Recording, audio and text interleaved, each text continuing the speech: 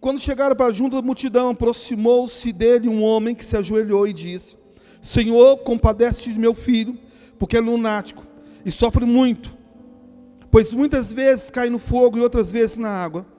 Apresentei os teus discípulos, mas eles não puderam curá-lo. Jesus exclamou: ó geração incrédula e perversa, até quando estarei convosco? Até quando vos sofrereis? Trazei-me aqui o menino. Jesus repreendeu o demônio e este saiu do menino. E desde aquela hora ficou o menino curado. Então os discípulos, aproximando-se de Jesus, perguntaram em particular: por que motivo não podemos nós expulsá-lo? E ele respondeu: por causa da pequenez da vossa fé.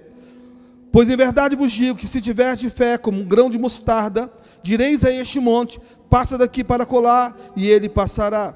Nada vos será impossível.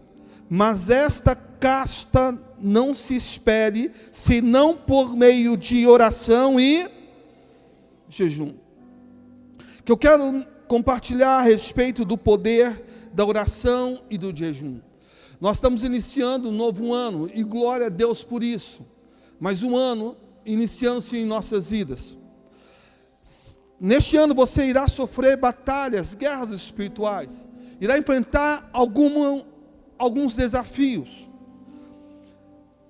A leitura que eu fiz nessa noite fala a respeito do momento que Jesus está andando, caminhando, depois de um período de oração. Ele traz uma palavra, uma revelação. Alguns discípulos anteciparam o lugar. E neste lugar onde Jesus iria chegar depois, os discípulos viram um jovem lunático. Um jovem com um espírito. Quando fala lunático, a palavra lunático é loucura. Ele estava com um espírito de loucura. Ele estava talvez com esquizofrenia. Não se sabe. A questão é que ele traz para o discípulo, o Pai traz para os discípulos de Jesus, para que pudesse curá-lo. E os discípulos não conseguem. Os discípulos não têm ali a autoridade necessária para que o milagre pudesse acontecer. Isso gerou uma frustração no Pai. Quando Jesus agora está chegando, ele vai em Jesus e fala: Senhor, o Senhor pode curar o meu filho? Porque eu levei os seus discípulos, e os seus discípulos não puderam fazer absolutamente nada. Primeiramente, Jesus manifestou uma indignação. Jesus diz: até quando estarei convosco? Jesus manifesta um sentimento meio que: até quando que eu tenho que suportar andar com pessoas como vocês? Jesus mostra uma certa indignação. Jesus mostra uma certa impaciência. Jesus está dizendo: até quando que eu vou andar com pessoas que não conseguem manifestar a sua fé? Jesus diz ainda: ó geração incrédula. Jesus chama a atenção deles pela postura que estiveram diante de alguém que estava endemoniado. Jesus xinga eles, em outras palavras: até quando que eu vou ter que suportar estar no meio de vocês? Até quando? Jesus, em outras palavras, é como se falasse um af bem grande. Até quando que eu tenho que caminhar com pessoas que não creem, que não acreditam? Jesus mostra uma certa indignação, que às vezes nós, como discipuladores, às vezes nós demonstramos. Às vezes o discípulo tem um comportamento que fala: meu Deus, até quando que ele vai continuar tendo esse mesmo comportamento? Até quando que eu vou ter que insistir em falar a mesma coisa e não vejo mudança? Até quando? Porque o problema, meus lindos, não é de ouvir, mas é de praticar. Nada que eu falar aqui nesta noite será novidade para vocês. Porque o problema não está em ouvir algo diferente, mas praticar aquilo que nós ouvimos. É isso que faz diferença. Por mais que eu fale a postura que o marido tem que ter junto com a sua esposa, não será novidade para o marido que aí está sentado, porque ele sabe muito bem qual é o comportamento que Deus assim requer dos santos, daqueles que cuidam das suas esposas. Mas é entender que essa palavra tem que ser real na sua vida, e a prática tem que acontecer. Não é por eu falar aqui no altar que o adultério, não é por falar no altar que o pecado sexual do namoro é errado que você vai mudar. É você entender isso e praticar na tua vida, porque você sabe muito bem o que tem que ser praticado. Então o problema não está na novidade, mas na prática daquilo que nós recebemos. Jesus já tinha falado com eles, Jesus já tinha ensinado para eles. Por Jesus fala, até quando?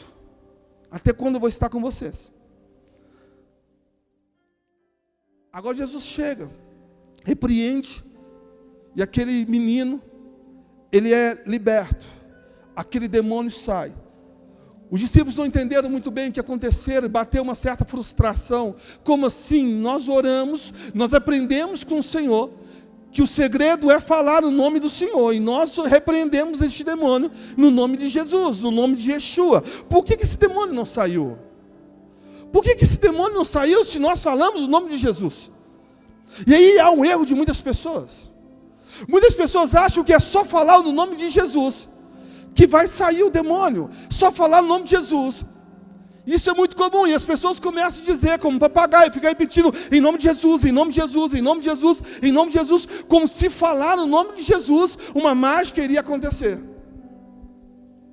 Como se um ateu chegar e falar no nome de Jesus, o milagre iria acontecer. Nós às vezes usamos o nome de Jesus como, muitas das vezes, como uma reza, uma repetição. E aí não vai acontecer absolutamente nada. Eu entendo, muitas pessoas pensam, não, mas o poder está no nome de Jesus. Sim, o poder está no nome de Jesus. Mas aí entenda uma coisa, não é em qualquer boca.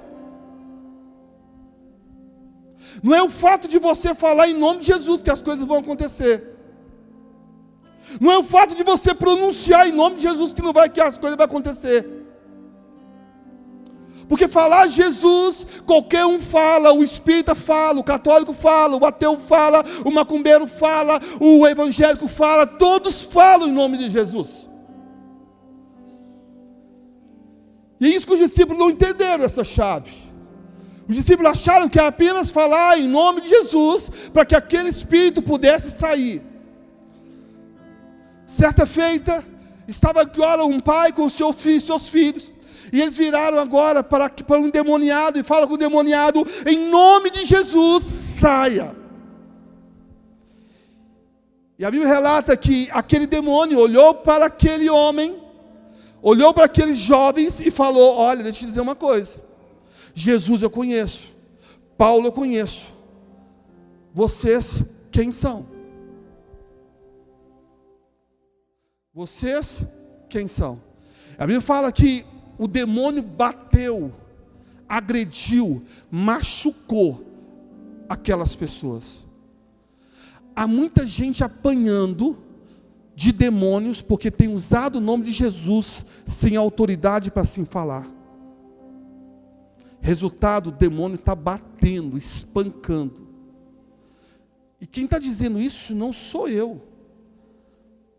A palavra dele, do demônio para com aqueles, era, Paulo eu conheço, Jesus também eu conheço, mas vocês, quem são?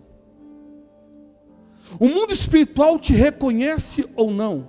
Não é o fato de falar o nome de Jesus que as coisas acontecem.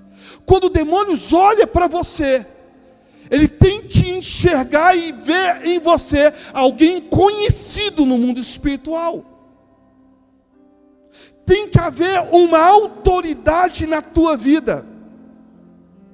Você vive na prática do pecado, leva a tua vida de qualquer jeito, ele está te vendo todos os dias, aí você enfrenta ele e diz, em nome de Jesus, sai. Ele, você não tem autoridade para isso. Quantos não foram os processos de libertação, que eu já vi demônios falar com determinadas pessoas, quem é você?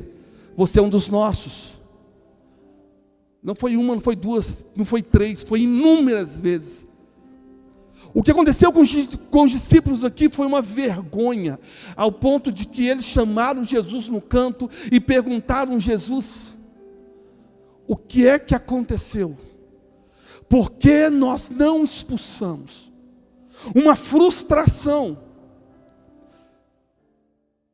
uma decepção. Por que este demônio não saiu? Eles perguntam Jesus separado. Jesus fala acerca da fé. Mas Jesus agora completa dizendo, primeiro ponto, faltou fé. Vocês vão crer realmente. Porque muitos de nós às vezes falamos que cremos no Senhor, mas não cremos. Nós falamos que Deus é Senhor nas nossas vidas, mas Ele não é Senhor. Nós continuamos falando, fazendo as coisas de acordo com a nossa vontade. Ele não é Senhor. Não é Senhor. Nós dormimos sem orar, nós levantamos sem orar, nós não entregamos o nosso dia na presença dEle. Ele não é Senhor na nossa vida. Nós decidimos as coisas de acordo com a nossa vontade. Ele não é Senhor. Primeiramente tem que ter fé. Sem fé é impossível agradar a Deus. Jesus agora continua dizendo que a caça de demônios que somente sai com jejum e com oração. Quando a gente fala de jejum, jejum é abstinência. Quando você jejua, para que serve o jejum? O jejum é justamente uma maneira de você mortificar a tua carne, renunciar a tua carne e fortalecer o teu relacionamento com o Espírito. Quando você está jejuando, você está renovando as suas forças, renovando o teu relacionamento com o Senhor. O jejum é a maneira de você se aproximar mais de Deus. Entenda uma coisa, através de jejum, por exemplo, você obtém respostas. Daniel precisava de uma resposta para aquilo que iria acontecer nos últimos dias. O que ele faz? Ele jejua. O jejum é a maneira de você buscar respostas da parte de Deus. Você quer uma resposta? Jejua. Você quer entender qual é o propósito que Deus tem para a tua vida? Jejum. Você quer entender o que Deus tem para fazer na tua vida? Jejum. O jejum não serve aí a um erro. As pessoas pensam, eu vou jejuar com o objetivo de determinada pessoa ficar livre de demônios. Não. Você não jejua para que determinado demônio saia. O jejum não serve para tirar demônios. Na medida que você jejua, você aumenta o seu nível de autoridade espiritual. Alguém que tem a prática de mortificar a sua carne, de consagrar, de renunciar, ele aumenta naturalmente seu nível de intimidade, de autoridade espiritual. É por isso que Jesus diz que há caça de demônios que sai apenas com jejum e vida de oração. Não é chegar e orar para que aquele demônio saia. É vida de oração, que é diferente. Uma coisa é eu ter vida de oração. Outra coisa é eu orar para que um demônio saia. Me lembro um tempo atrás, uma pessoa ficou possessa aqui na rua Beethoven, próximo aqui no Chá, Califórnia. E eles entraram em contato conosco. Falaram, fulano de tal está possesso na casa. Chegamos lá para você tentar entender o que aconteceu. Um dia desse encontrei com o filho dela, e ele relembrando essa história, o que aconteceu na época. Ela estava, já no decorrer do dia, o espírito maligno, demoníaco, começou a colocar coisas na mente dela. E ele colocava coisas na mente dela, dizendo, coloca um facão debaixo da cama. Coloca o facão debaixo da cama. Na cabeça dela Deus pode estar avisando alguma coisa, colocar o facão debaixo da cama. E ela ouvia isso, coloca o facão debaixo da cama. Coloca o facão debaixo da cama. E o coração dela, será que vamos ser roubados? Será que vamos ser assaltados? Por que tem essa palavra sempre, colocar o facão debaixo da cama? E colocou o facão debaixo da cama. Quando seu marido chega à noite, no final do trabalho, do dia de ter trabalhado, está ela deitada na cama, e ali naquele estado já estava possessa. O espírito que mandou colocar o facão debaixo da cama agora dominou ela. Quando ele chegou, deu um beijo nela, cumprimentou ela e virou as costas, ele já pegou o facão, já foi nas costas dele. Aquela palavra, coloca um facão debaixo da cama, era um demônio lançando setas. Demônios primeiro trabalham na nossa vida lançando setas. Você vai entender o Salmo 91 a respeito das setas que voam de dia.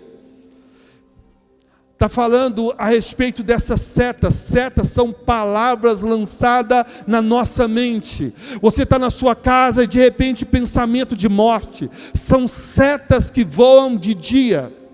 Você está na sua casa, de repente você pensou, eu acho que o meu marido está me traindo, e você começa a ficar insegura com teu esposo. Setas que voam de dia. Você está na tua casa, de repente começa pensamento de adultério. São setas que voam de dia. Você está na tua casa, está no teu trabalho, de repente pensamento tipo, vai lá, pede conta, é melhor você fazer isso ou aquilo. Setas que voam de dia. O diabo primeiro trabalha com setas. É as setas que nos tira do propósito. A seta não é possessão. As setas são manipulações através de palavras. Ele começa a sugerir comportamento através de palavras que vêm como setas. Essas são as setas. Então de repente você está lá, vem uma coisa, uma dor de cabeça, uma fisgada do nada. Seta. E vem logo após um pensamento errado, que naturalmente você não tem. Setas. É assim que o mundo espiritual trabalha. E a partir do momento aí que vem as setas, como estava lançando as setas, coloque o facão, guarda o facão debaixo da cama, setas, coloque o facão, setas. Quando chegou o momento agora o momento propício, vem a possessão, veio a possessão. Nem todos vai acontecer o estado de possessão, mas muitos ocorrem. Talvez não vai ser possessão. De repente você está na tua casa, como alguém ouviu uma seta do tipo assim, vai lá e busca lá o leite vai acabar. E ele pensando com ele, nossa, mas eu acho que eu vou amanhã novamente. Não, busca o leite. E ele, nossa, eu estou pensando o tempo todo de buscar o leite, mas eu poderia pegar isso amanhã, mas ele não entendeu porque está pensando no leite o tempo todo. Ele pegou o carro dele e foi agora para uma padaria para buscar o leite. Entra na padaria, quando entra na padaria, ele sofre um assalto. Quem é baleado na perna? Ele.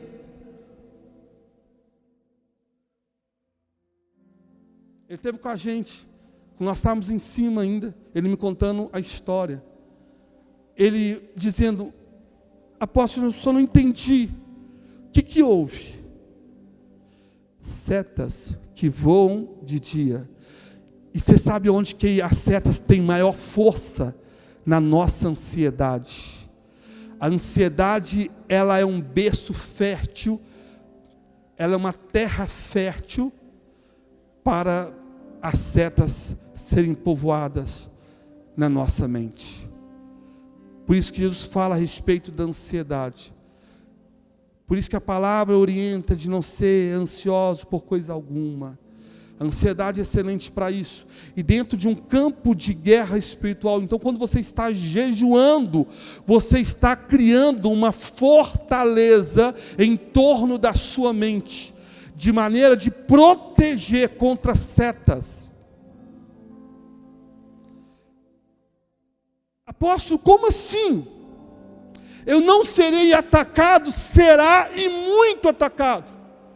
Os ataques intensificam, inclusive no jejum. Quando é que Satanás atacou Jesus? No jejum dos 40 dias. E alguns entendem, pensam que aquele jejum, que aquele ataque aconteceu só nos últimos dias. Não, o ataque ele foi atacado todos os dias. Todos os dias, 40 dias, o diabo investindo contra ele, setas. E como que o diabo fez? Lançou setas o tempo inteiro. E como que ele combateu as setas? Com a palavra de Deus. Então o jejum, ele te deixa mais perceptível com as questões espirituais. Mas o diabo, ele vai investir mais no ataque. Quem que quando estava jejuando percebeu que estava sendo mais atacado? Levanta a mão. Olha quantas pessoas. Por quê? Justamente porque O diabo sabe do poder que há na consagração. Então, se você quer romper na tua vida espiritual, o jejum tem que ser uma prática diária na tua vida. Ainda que você jejue 1 hora, 2 horas, 3 horas, mas o jejum tem que fazer parte da tua vida.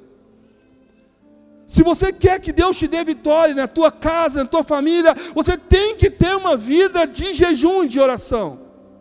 Se você quer romper e ter autoridade no mundo espiritual, a tua vida tem que ser uma vida de jejum e de oração. O jejum te fortalece. E o mundo espiritual, ele identifica, gente. Ele identifica. Eu me lembro de situações. Eu era novo, jovem, tinha mais ou menos em torno de 19 anos. Estando numa igreja, e estou lá, possessão acontecendo, estou lá próximo, olhando, só observando o que está acontecendo, a possessão, nos demônios aqui, estou lá. De repente, lá alguém está orando, e chegou uma senhora, não esqueço dessa cena, uma senhora, ela chega, mão para trás, tranquilo, nem chegou em posição de repreensão, mão para trás, tranquila, possessão acontecendo, e ela só olhando para o endemoniado, só observando para eles ali. E alguém orando aquela guerra toda, e ela só observando. De repente o demônio olhou nos olhos dela e começou a entrar em desespero. Tira ela daqui, tira ela daqui. E ela só olhando. Eu estava do lado assim, observando, sem entender nada, porque eu tinha aprendido na prática da imposição de mãos. E ela normal, só olhando, encarando, e ele em desespero. Tira ela daqui, tira ela daqui. E ela só caladinha, só disse assim: sai. Desmaiou na hora. A mulher saiu, andou, voltou. O obreiro ajudou a ficar ajudou a levantar a pessoa. E ela foi no canto. Passou pouco tempo depois, eu estou vendo ela em posicionamento no canto da igreja. A mulher é intercessora no ministério. Vida de oração e de jejum. Eu sempre tenho falado isso. O diabo as pessoas podem até resistir às suas palavras, mas não pode resistir à sua oração. Há poder na oração, há poder na consagração. Demônios, quando vê um homem ou mulher de Deus orando, jejuando, ele sabe que não pode se levantar. Há poder na oração, há poder na consagração.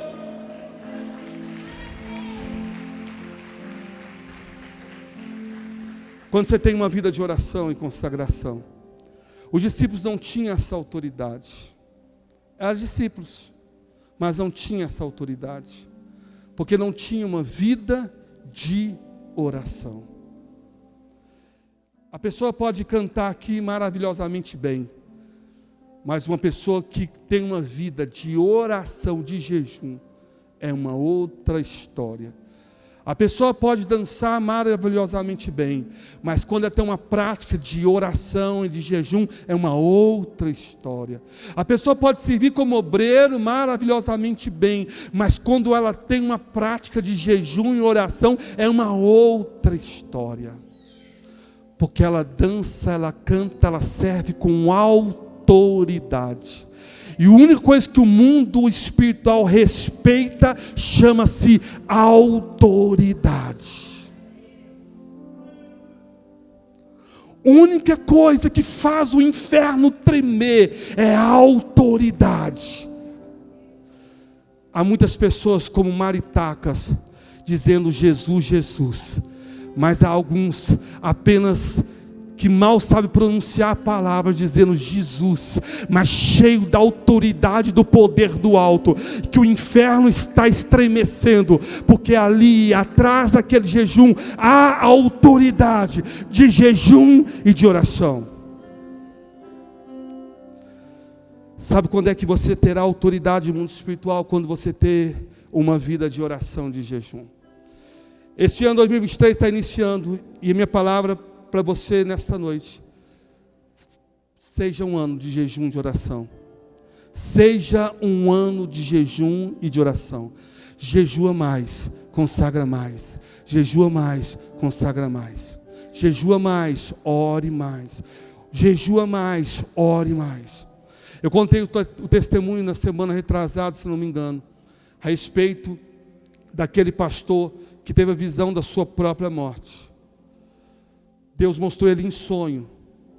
E a palavra do Senhor através do anjo para que pastor é para que avisasse a igreja para jejuar mais e orar mais. Uma igreja forte, numa igreja cheia de pessoas, numa igreja lotada de pessoas. Uma igreja forte é pessoas lotadas e cheias de Deus. Precisamos ser pessoas cheias de Deus. Precisamos de uma família abençoada. Não uma família que tem 8, 10 pessoas ali. Uma família abençoada. É uma família cheia da presença de Deus. Filhos abençoados não é filho que formou em medicina, não é filho que formou na engenharia, mas são filhos cheios de Deus.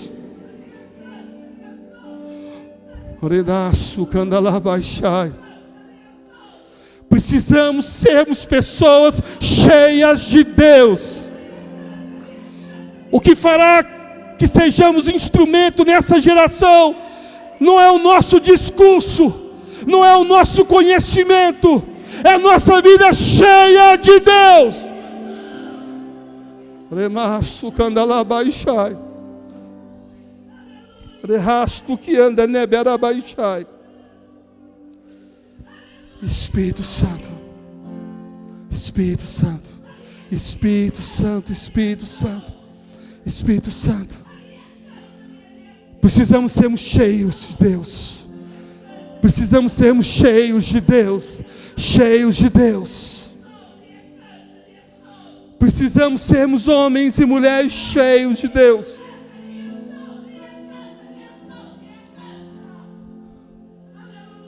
Precisamos sermos jovens cheios de Deus. Precisamos sermos adolescentes cheios de Deus. Precisamos ser homens e mulheres cheios de Deus.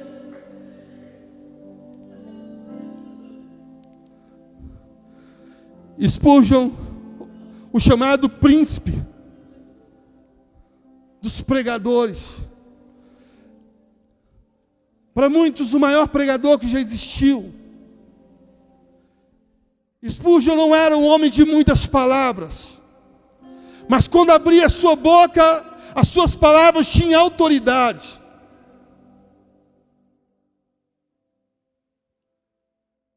Chamaram Jesus e confrontaram Jesus a respeito que os discípulos dele comia, bebia, enquanto os discípulos de João jejuavam. Ele disse: cuidado com o que vocês estão fazendo, com o crivo que vocês estão utilizando. O que contamina o homem não é aquilo que entra na sua boca, mas aquilo que sai. Porque o que sai da sua boca revela o seu coração. Homens e mulheres cheios de Deus são vigilantes com aquilo que sai dos seus lábios. Homens e mulheres de Deus são poucas as suas palavras, porque é muito na sua unção. Homens e mulheres de Deus sabem que o quão poderoso é aquilo que sai dos seus lábios. Jesus, o contexto fala de um Cristo que estava em oração, um discípulo que estava agora na sua frente. Jesus passava horas em oração e jejum, em segundos da presença de demônios. Já falei isso várias vezes. Nós passamos segundos em oração e jejum, e passamos horas na frente de demoniados, porque nos falta autoridade. Por quê, apóstolo? Porque são muitas nossas palavras vagas, vazias e sem vida. Precisamos que este ano venhamos consagrar como nunca consagramos. Que a nossa palavra seja sim, sim, Não, não. O que passa disso tem procedência maligna. Aqui eu encerro. Tem procedência maligna. Quando Jesus diz que a sua palavra seja sim, sim, não, não. O contexto está sobre juramento. Jesus está dizendo que não deveria jurar. Ele disse, não. A palavra do homem tem que ser uma só. Quando fala de palavra, fala de caráter. Porque o nosso caráter se revela nas nossas palavras. Quer conhecer o caráter de alguém? Converse com ela. O que ela discorre diz muito sobre ela. Freud, de tantas asneiras que Freud falou, numa coisa Freud estava certo. Quando Pedro fala de Paulo, Pedro não está falando de Paulo, mas está falando dele mesmo. Ele está falando do próprio Pedro. Quer conhecer alguém? Converse com essa pessoa. Gaste 10 minutos batendo papo com ela. As suas queixas dizem muito sobre o seu coração. As suas reclamações dizem muito sobre o seu coração.